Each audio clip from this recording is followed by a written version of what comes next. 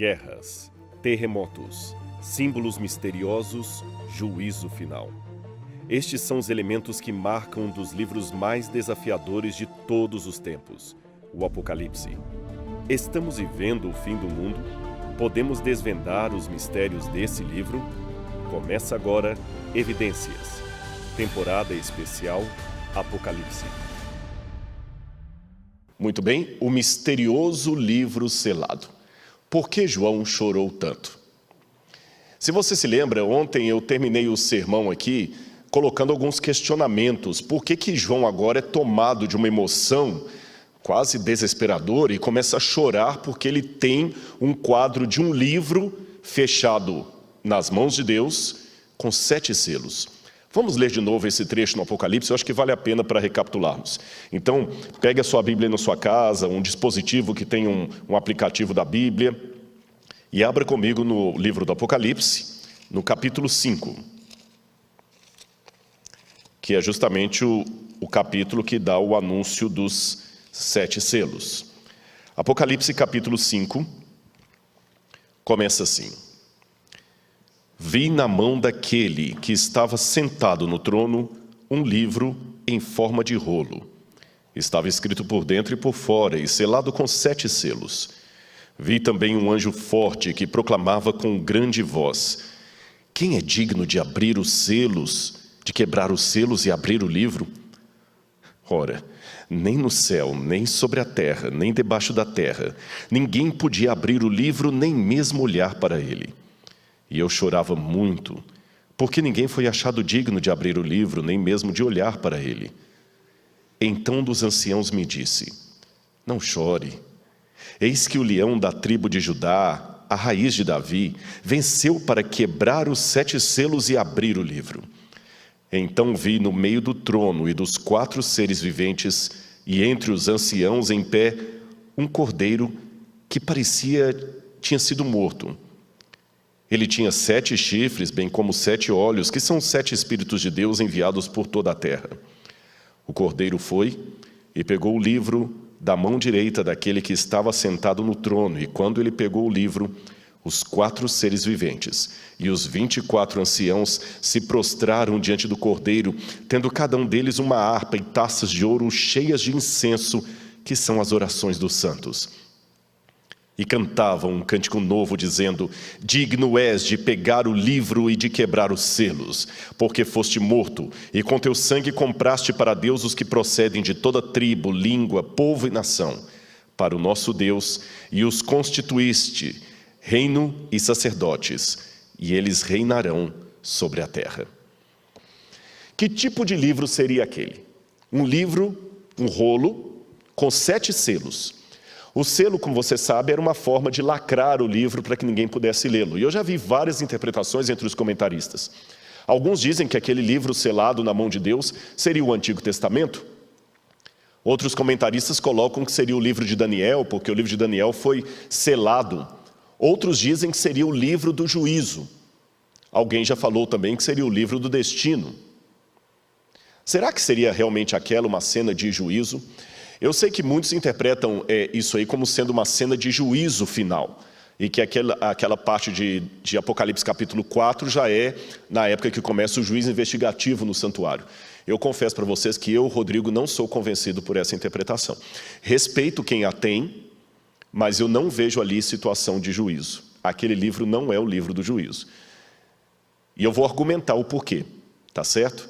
Por que eu acho que aquela cena não é... Também não acho que é o livro de Daniel que estava fechado na mão de Deus. Porque aquele livro tinha 7 selos, estava na mão de Deus. O livro de Daniel deveria ser fechado e selado até o tempo do fim. Não parece ser o livro de Daniel. E o livro de Daniel selado não causaria tanta angústia em João. Mas então você pergunta: tá, Rodrigo, se você não acha que ele é uma cena de juízo, por que João chorava? Então, o que é esse livro selado com 7 selos, que você tem ali na mão de Deus e que causa tanta comoção no profeta e que só Jesus pode abrir os selos? Aqui você tem um contrato de casamento em Elefantina, como é que ele foi guardado. Então não eram somente cartas que eram seladas, documentos também eram selados. E o contrato de casamento em Elefantina, por exemplo, ele era dobrado, enrolado primeiro, depois você amassava, fazia 3 dobras, colocava uma corda e o selo. E aquela parte que está em cima ali ficava de fora, que era um título para num cartório, digamos assim, um ambiente público, você poder identificar o selo. Agora olha que interessante, o livro do Apocalipse diz que aquele selo na mão de Deus era escrito por dentro e por fora. O que era selado, vocês já entenderam, não é? Ficou claro porque era selado. A forma de selar um livro, de lacrar um livro, era a segurança que eu tinha de que ele não cairia em mãos erradas. Por exemplo, se eu estivesse mandando uma carta para você, eu enrolaria aquela carta, colocaria uma corda, colocaria um pouco de argila, vinha com o meu carimbo, selava aquela carta, então você tinha certeza que você recebeu a carta intacta. Ninguém a abriu antes de você, porque para abrir a carta você tem que quebrar o selo. E eu também disse que não somente cartas eram seladas, mas livros também podiam ser selados e documentos também podiam ser selados. E quando o Apocalipse me diz que aquele livro era escrito por dentro e por fora, eu pensei, eu acho que eu tenho uma pista aí. Preste atenção no que eu vou mostrar para você agora aí na imagem. Esse documento, ele foi encontrado também em Elefantina e é um texto legal daquela época. E veja que interessante, o que você tem escrito na parte superior, você tem escrito na parte inferior. Eles enrolavam a parte inferior do documento e selavam. E você pode perguntar, mas por que eles selavam a parte inferior se a parte superior tinha a mesma coisa? Bem, como este era um texto legal, era um documento legal que estava no arquivo público, a parte superior era aquela que todo mundo podia consultar. E no caso de uma demanda jurídica, um juiz podia determinar que se quebrasse o selo e abrisse a parte de baixo para ter certeza que a parte de cima não foi adulterada, que os textos estão iguais, estão idênticos. Percebeu? Era um critério de cartório. Mais uma imagem para você. Aqui eu tenho um outro achado ocorrido em Israel nos anos 70. Foi um achado numa das cavernas da Samaria. E eles encontraram manuscritos do 4º século antes de Cristo. Documentos muito bem preservados. E quando eu li esse artigo científico que foi publicado na Biblical Archaeologist, uma revista indexada, e também no Wadi Dalayet, é o nome do lugar onde eles encontraram esses documentos, chamou minha atenção que alguns documentos intactos tinham 7 selos. Normalmente, você percebe ali a fotografia? 7 selos. Normalmente, os documentos tinham um selo, 2, no máximo 3. Mas agora em Israel descobriram vários papiros com 7 selos. Então eles usavam, na época de João e até antes da época de João, alguns documentos que recebiam de maneira extraordinária 7 selos. Tinha de ser um documento muito importante para ser selado 7 vezes. Aí eu percebi que em Roma havia um costume interessante. Os judeus copiaram muita coisa dos gregos e dos romanos em termos de ação legal na época do Segundo Templo. E os romanos tinham um costume, que eu vou mostrar para você agora também na imagem. Quando um romano ia apresentar um testamento, ele era bem diferente do modo como nós fazemos hoje, em vários aspectos. Mas o testamento foi eficaz na vida da pessoa que o fez. Ele foi feito de público, como se diz em latim, em viva voce. Todos sabiam das intenções do doador. O testador, aquele que dava o testamento, declarava a sua vontade na presença de 7 testemunhas. E o seu testamento não podia ser mudado. A esses eles chamavam de testamento nuncipativo. Mas o perigo de confiar a vontade dos mortos à memória dos vivos logo os aboliu. Todos os testamentos foram ordenados por escrito e sempre selados com 7 cartas. Eu tenho aqui um testamento romano que inclui, inclusive, um certificado da venda de um escravo. E note que esse testamento também está com 7 selos. Por quê? Porque alguns escravos romanos podiam também fazer parte daqueles que recebiam a herança. É diferente da escravidão no Brasil. E note lá em cima, 7 selos. Eu acho que eu tenho aí uma pista para entender a natureza daquele livro selado na mão de Deus e por que João chorava tanto. O que seria aquele livro, senão o testamento de Deus? Exatamente. João viu nas mãos do Altíssimo o testamento. E se o testamento ainda estava fechado, é porque a herança não havia sido dada. Porque de acordo com a legislação greco-romana, e como nós vimos naquele achado de Samaria, de acordo com o que era praticado também entre os judeus, a herança só era dada depois que o testamento era aberto. E para o testamento ser aberto, os 7 selos tinham de ser rompidos. Mas vamos voltar à situação, ao drama do Apocalipse. A igreja não parecia digna de receber a herança. Deixe-me mostrar algumas passagens para você. Agora eu entendo, talvez, por que João chorava tanto. Em Mateus capítulo 5, verso 5, Jesus fez uma declaração que o próprio João ouviu pessoalmente. Bem-aventurados os mansos, porque eles herdarão a terra.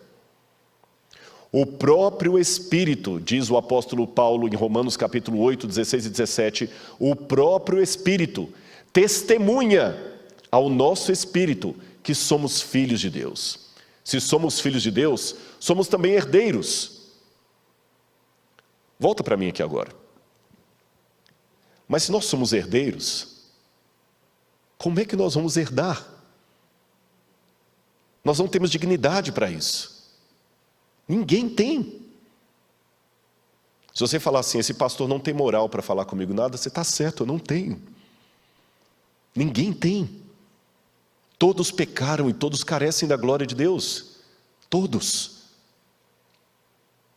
Santo Agostinho de Hipona, quando ele escreveu o livro Confissões, ele dizia da sua infância que ele sempre tinha uma vontade sobre-humana de roubar peras na casa do vizinho. E ele não entendia por que ele queria tanto roubar as peras ali. Ele perguntava, será que é vontade de comer pera? Não, na minha casa tem pera. Fome? Não, tem muita comida na minha casa. Aí ele concluiu, é porque as peras do vizinho eram proibidas e o pecado de Adão já gritava dentro de mim para fazer o que é errado. Eu não concordo com a teologia agostiniana do pecado primordial, do pecado original. Não acredito que nós herdamos o pecado de Adão. Mas eu posso fazer uma releitura de Agostinho concordando que nós herdamos a tendência de Adão para o mal e herdamos, não a culpa dele, mas a natureza pecaminosa que nos coloca todos em condição de deploráveis diante de Deus. Em outras palavras, para ser um pecador, meu irmão, você não precisa pecar, basta existir, basta nascer, porque diz a Bíblia, em pecado me gerou minha mãe. Eu entendo agora as lágrimas de João. Ninguém é digno. Mas de repente o que acontece? Um triunfo começa e alguém chega para João e fala assim, João, não chora. Sabe por quê? O Cordeiro de Deus que foi morto, ele é digno de abrir o livro e desatar-lhe os selos. Vamos voltar para a leitura de Romanos? Olha aí na sua Bíblia comigo ou acompanhe no quadro. Vamos voltar para o texto. Romanos capítulo 8, versos 16 e 17. Eu vou ler novamente. O próprio Espírito testemunha ao nosso espírito que somos filhos de Deus. Se somos filhos, então também somos herdeiros. Herdeiros de Deus e co-herdeiros com Cristo. Se realmente participarmos dos seus sofrimentos, para que da mesma maneira participemos da sua glória. O sofrimento e a glória futura. Então o rei dirá aos que estiverem à sua direita, venham benditos de meu Pai, recebam como herança o reino que foi preparado para vocês desde a criação do mundo. O próprio Agostinho de Hipona dizia, quando eu olho para mim mesmo, eu não vejo como me salvar, mas quando eu olho para Cristo, eu não vejo como me perder. Quando Adão e Eva foram criados, Deus franqueou o reino para eles. A terra era de Adão, Eva e de toda a sua descendência. Mas você sabe, embora eu não seja um advogado, não entenda nada de direito, pelo menos algo eu acho que eu posso dizer que nenhum advogado vai me contradizer.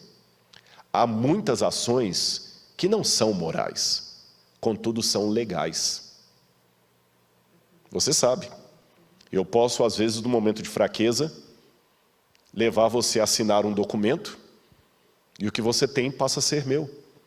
E muitas vezes o advogado vai falar para você, puxa vida, eu entendo você, não é justo o que fazem, mas você assinou os papéis, você assinou a procuração, agora é dele.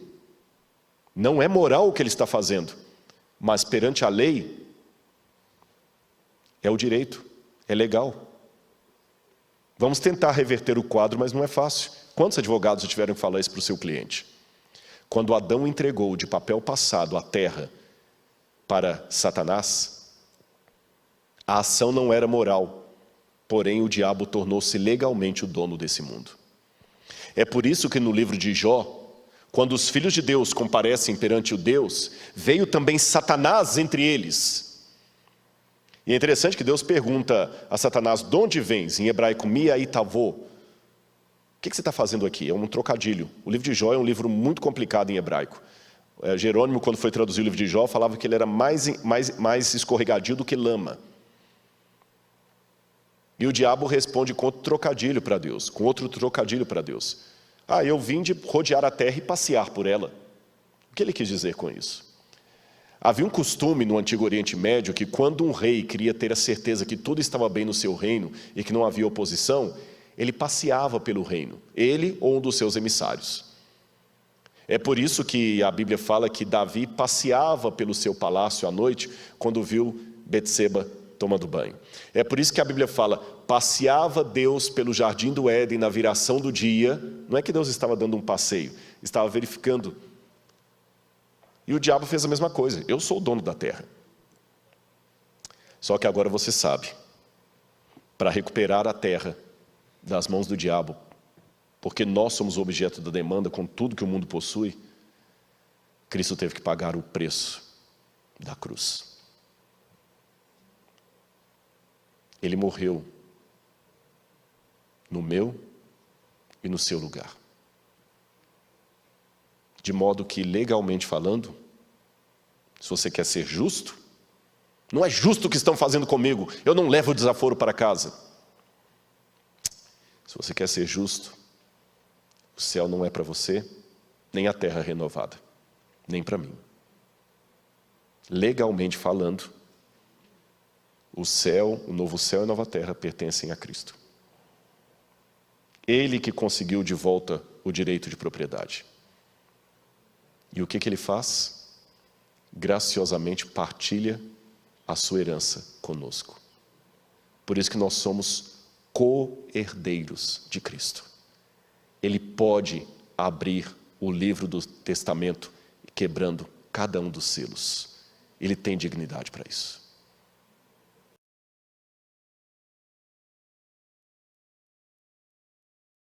De todas as imagens da Bíblia Sagrada, os 4 cavaleiros do Apocalipse são as mais emblemáticas e que dão medo em muita gente.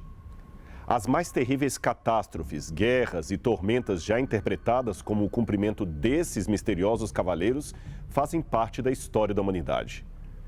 Será que existe mesmo motivo para o pânico? O que, afinal de contas, estas passagens querem nos dizer? Há algo de esperança nessas estranhas imagens do Apocalipse? Se você assistiu o nosso último programa, viu a proposta interpretativa de que o livro selado com 7 selos na mão de Deus seria o livro da aliança ou do testamento de Deus com a humanidade. O livro, enfim, que traz o conteúdo da nossa herança. Você também viu que Jesus, o Cordeiro imolado, era o único em todo o universo com direito de abrir o livro, ou seja, Jesus era o herdeiro e é por Jesus que participamos como co-herdeiros de Deus. Mas antes de mergulharmos nos detalhes de cada um desses selos, seria interessante dar um plano geral do assunto.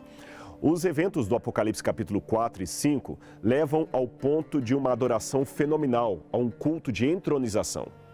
Com Cristo sentado ao lado direito do Pai e sendo reconhecido como o único digno de abrir os selos, todos os olhos do universo estavam agora mais uma vez no livro selado em posse de Jesus Cristo.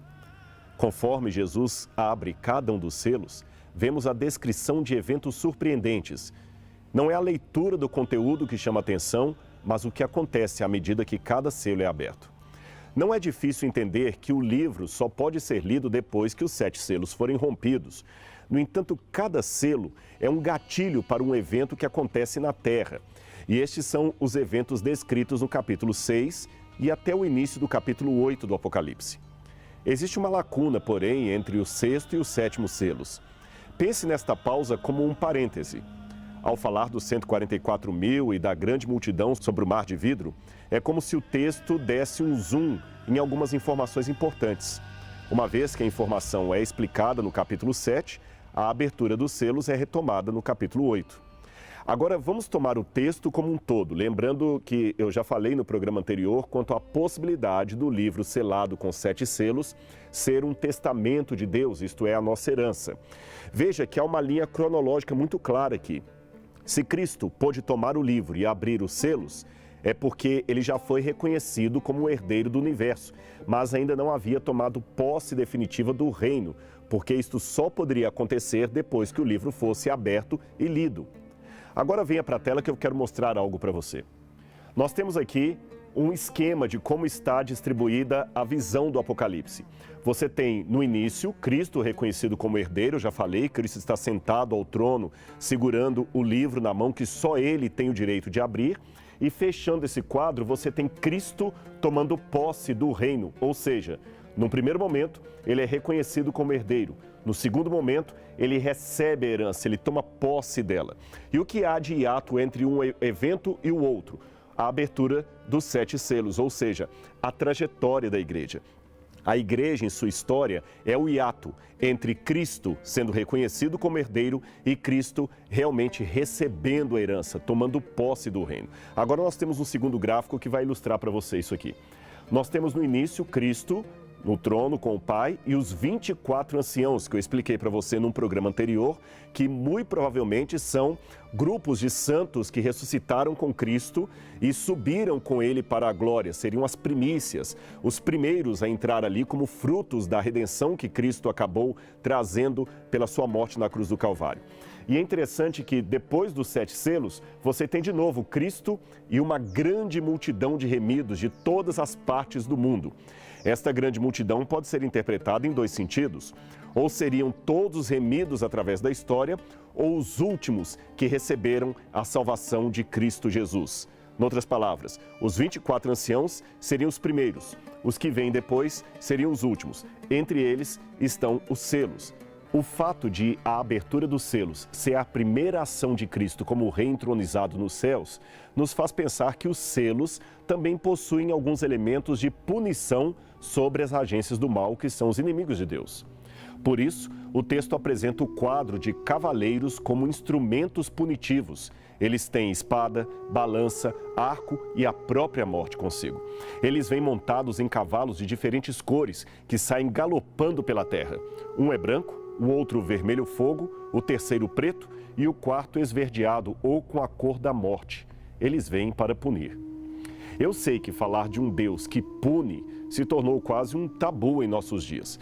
É que nós vivemos uma geração que não suporta ouvir nãos, limites, uma geração que prefere a visão distorcida do amor que tolera tudo, que quem ama não condena, que não é bom amar a Deus se Deus pune. Ora, meu amigo, segundo a Bíblia, Deus pune porque Ele ama o seu povo. Aliás, é Ele mesmo que falou isso em Apocalipse capítulo 3, verso 19. Quer ver? Veja que texto forte. Eu repreendo e disciplino aqueles que amo. Que texto forte, não é mesmo? Quer ver outro? Preste atenção. E estáis esquecidos da palavra de encorajamento que Ele vos dirige como a filhos. Meu filho, não desprezeis a disciplina do Senhor, nem desanimeis quando por Ele sois repreendidos, pois o Senhor disciplina quem ama e educa todo aquele a quem recebe como filho. Suportai as dificuldades, aceitando-as como disciplina. Deus vos trata como filhos. Ora, qual o filho que não passa pela correção de seu pai? Hebreus 12, 5 a 7. Nada é mais emblemático na Bíblia do que a imagem da cruz. Ali vemos que Deus realmente ama o ser humano. Não há qualquer dúvida quanto a isso. Devemos entender também que o ataque dos cavaleiros do Apocalipse são baseados não numa punição gratuita de Deus, mas num chamado ao arrependimento. Dize-lhes: vivo eu, diz o Senhor Deus, que não tenho prazer na morte do ímpio, mas que o ímpio se converta do seu caminho e viva. Convertei-vos, convertei-vos dos vossos maus caminhos, pois por que razão morrereis, ó casa de Israel? Ezequiel 33, 11. Para trazer de volta o tema das 7 cartas do Apocalipse, os 7 selos se relacionam com o caminho daquele que vence. Quando a disciplina vem da parte do Senhor, ela sempre tem a intenção de salvar, de guiar aquele que está fora de volta a Deus. Aliás, como eu falei com vocês, é o que Jesus falou em Apocalipse 3,19, eu repito: eu repreendo e castigo a todos quanto amo, portanto, sê zeloso, arrepende-te. Esta passagem é importante. Ao rejeitar a palavra de Deus, as pessoas tomaram posição de se opor à proteção divina e, inevitavelmente, acabam se expondo às consequências de suas más escolhas. Como resultado da apostasia de Israel, seus inimigos viriam e os afligiriam, destruindo a cidade e, finalmente, o templo. A história nos conta como eles foram finalmente exilados na Babilônia. Estas maldições eram frequentemente mencionadas no Antigo Testamento e sempre tinham, repito, o objetivo de levar o povo ao arrependimento. Mas é interessante que João não se prende apenas a uma passagem ou a um livro específico das Escrituras. Ele literalmente passeia pelas páginas do Antigo Testamento. Aqui ele dialogou com Jeremias, com Ezequiel, com Isaías e agora ele vai dialogar com o profeta Zacarias. É que no livro de Zacarias, no capítulo 6, se você ler na sua Bíblia depois, 6 do verso 1 ao verso 8, há um texto muito interessante.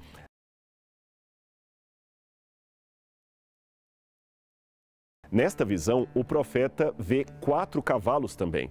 E esses cavalos são deixados em liberdade na terra para executar a vingança contra a Babilônia e o Egito, e também contra as outras nações que oprimiram o povo de Israel. Os cavalos são, segundo o texto bíblico, são os 4 ventos dos céus, que saem de onde estavam perante o Senhor de toda a terra. Zacarias 6, verso 5. Percebeu a relação entre ventos e cavaleiros? Aliás, no começo do livro de Zacarias, você tem a imagem de um homem, provavelmente um anjo, montando um cavalo vermelho. Ele é seguido por cavalos vermelhos alazões, exatamente vermelho claros, e cavalos brancos. Eles são enviados de Deus. Eles voltam para prestar-lhe contas de sua inspeção terrestre, porque ainda reina a paz injusta sobre Israel. E é provável que o texto primitivo distinguisse 4 tipos de cavalos. A versão grega de Zacarias os traz correspondentes aos 4 pontos cardeais, norte, sul, leste e oeste.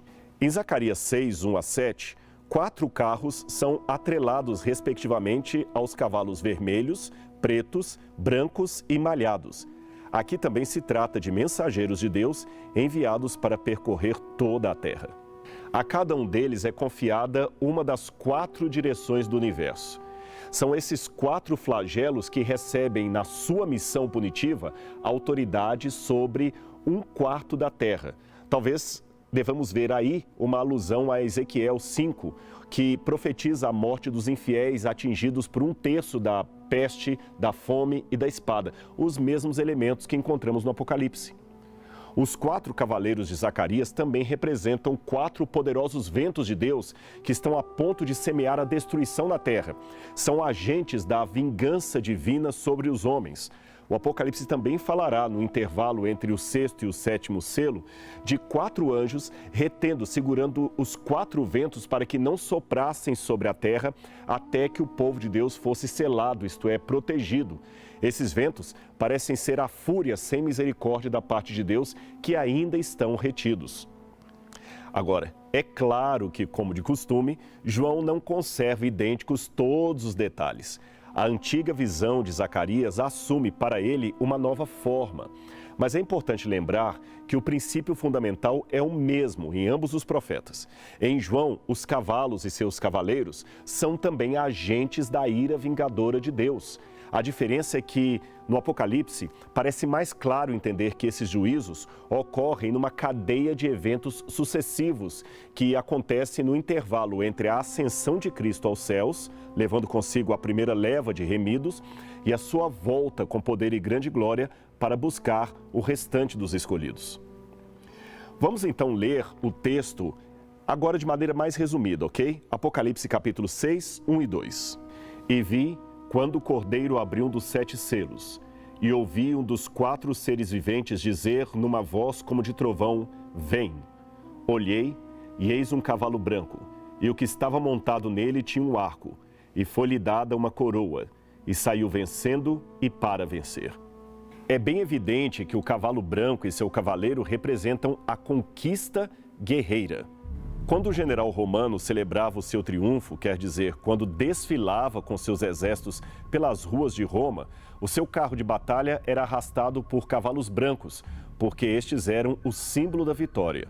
O cavalo branco representa o militarismo triunfante e a ambição de conquista, que era, em alguns casos, ainda continua sendo, uma das características de um império grande e ambicioso. É claro, porém, que João viu estas predições do futuro com imagens presentes de seu tempo, imagens que os seus leitores seriam capazes de reconhecer. O cavaleiro do cavalo branco tem um arco em sua mão. No Antigo Testamento, o arco sempre simbolizava um poderio militar. Ao sofrer Babilônia a sua derrota definitiva, os seus homens armados são feitos prisioneiros e os seus arcos, quer dizer, o seu poder militar, são destruídos. Isso está em Jeremias 51, 56. Deus rompe o arco e quebra a lança e queima no fogo os carros de guerra. Quer dizer, Deus tem um poder que nenhum ser humano pode resistir. Isso está em Salmo 46, verso 9. Olha, para mim parece notório que a imagem do cavaleiro no cavalo branco não pode ser outra senão a de Cristo vindo vitorioso em pessoa. Eu digo isto porque eu relaciono esta visão com aquela que se encontra em Apocalipse 19, 11 e 12, a outra ponta do quiasmo, onde também você tem um cavalo branco e o cavaleiro que é chamado de fiel e verdadeiro, e ele está coroado com muitas coroas, e aquele cavaleiro é Cristo Jesus. Agora, deve-se notar que a coroa que aparece nesta passagem aqui é diferente daquela de Apocalipse 19. Aqui a palavra grega para coroa é stéphanos, que quer dizer uma coroa de vencedor. Em Apocalipse 19, a palavra é diadema, que quer dizer uma coroa de realeza. O sentido para mim é que nesta primeira fase, Jesus age como um conquistador de território. Ele está chamando pessoas para o seu reino. E na outra, ele age como aquele que já acabou de tomar conta do seu reino. Eu sei que talvez você esteja assistindo isso e já ouviu falar que o cavaleiro branco dos selos do Apocalipse seria o anticristo e não Jesus. De fato, a razão para alguns dizerem isto é que estas imagens dos cavaleiros falando de desastres, guerra, fome, horrores, não parecem coincidir com a imagem do Jesus ressuscitado, que estaria fora de contexto com a imagem do Cristo. Porém, nós temos que levar em conta outra coisa. Jesus é de fato o príncipe da paz, mas nós não podemos esquecer a outra face da moeda. O próprio Jesus, príncipe da paz, também disse isso aqui. Não vim trazer paz, e sim espada. Mateus 10, 34. Se lembrarmos dos eventos do Antigo Testamento, veremos que Deus usa exatamente esses flagelos, esses elementos expressos nos selos, para trazer a punição e o alerta ao povo. Meu amigo, Deus é amor, mas também é justiça. E a própria sequência dos selos vai num movimento de descrever até a volta de Jesus como sendo o dia da ira do Cordeiro, Apocalipse 6, verso 16, em outras palavras, Cristo é um Cordeiro, mas ele também tem a capacidade de ficar irado. Para mim, portanto, o primeiro cavaleiro representando a Cristo seria a pregação do Evangelho, que começou com a igreja cristã primitiva e continua até hoje, por gerações e gerações. Aliás, essa interpretação, ela não é nova, ela é antiga. Você já a encontra nos escritos de Vitorino, um autor cristão do 3º século de nossa era. Vamos continuar lendo o próximo selo. Quando ele abriu o segundo selo, ouvi o segundo ser vivente dizer, vem. E saiu outro cavalo, um cavalo vermelho. E ao que estava montado nele foi dado que tirasse a paz da terra, de modo que os homens se matassem uns aos outros. E foi-lhe dada uma grande espada. Apocalipse 6, 3 e 4. Aqui começam as consequências da rejeição ao Evangelho. E a primeira consequência é a perda da verdadeira paz que só Cristo pode dar. O povo se divide quando não tem Jesus. E às vezes a própria infidelidade a Deus demanda também a separação daqueles que aceitam em relação àqueles que rejeitam a graça divina. Vamos ao próximo selo. Quando abriu o terceiro selo, ouvi o terceiro ser vivente dizer, vem. E olhei, e eis um cavalo preto.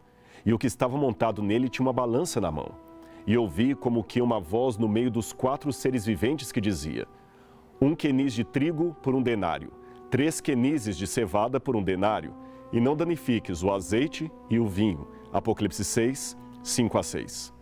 O denário era o pagamento de uma diária de trabalho normal. O preço, portanto, era exorbitante, estimado, como alguns pensam, em 8 a 16 vezes maior do que o preço normal.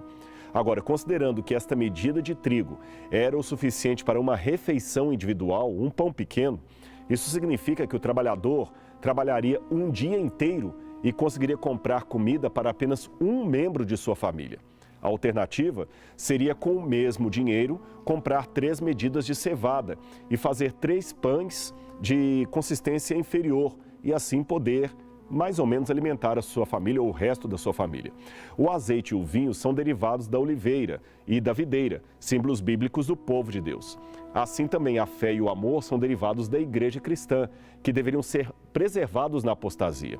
Uma outra possibilidade seria de ver nesses grãos representações da palavra de Deus, e o azeite o Espírito Santo, e o vinho o sangue de Cristo, o que também é um quadro possível. Vamos ao próximo?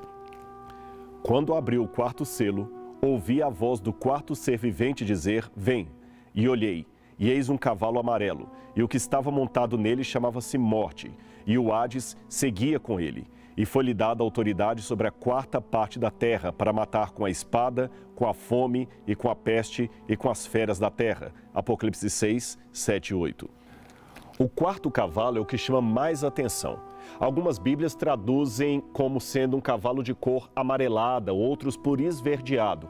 No original grego temos a palavra hippos kleros, que quer dizer com a cor de morte, cor de bilis. Um cavalo pálido. Ele vem trazendo a morte e o inferno, o Hades, segue após ele. Também é dito que ele pode matar por meio das feras da terra. Alguns pensam que poderia ser até uma referência aos mártires que morreram jogados aos leões no circo romano. Pode até ser.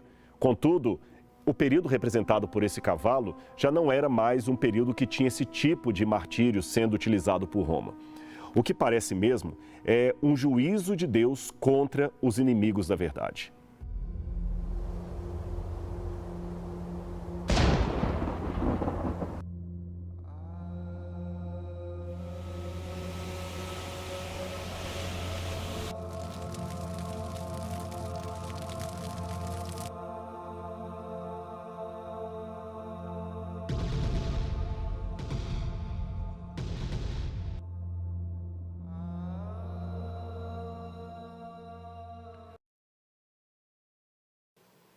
Mas se você prestar atenção no Apocalipse, você verá algo que me chama bastante atenção. O cordeiro ainda estava degolado. Tem alguma coisa errada aí. O cordeiro continua machucado. Por amor de você. Quando alguém me pergunta, por que Deus deixa o mal acontecer no universo? Eu pergunto de volta, quem pagou o maior preço? Não foi o diabo, porque ele vai ser destruído. Não foram os demônios do diabo, vão ser destruídos. Não são os ímpios, vão ser destruídos. Não são os justos que sofrem, os salvos, porque a nossa salvação vai ser temporária. Quem vai ficar com sequela para sempre é a divindade. o Cordeiro pode abrir o livro do testamento e compartilhar conosco a herança dele. Por isso que ele fala: vocês se assentarão no meu trono comigo, como eu me assentei com meu Pai. Vocês serão sacerdotes juntos comigo. E naquele tempo eu olhei para Nova Jerusalém e não vi lá santuário, porque o próprio Cordeiro de Deus está no meio deles. E eu quero mostrar um vídeo para você final agora, que é uma encenação daquilo que João viu. Eu imagino que se João é convidado de novo a subir ao céu, ele estaria certamente pensando naqueles irmãos da igreja de Éfeso, como muitas vezes nós pensamos. E estaria orando por eles. Imagine João orando. Ele dizia: Senhor, cuida do teu povo, Senhor. Ó Pai, qual será o futuro da tua igreja? Qual será o destino da tua igreja, Senhor? João idoso, 90 e poucos anos,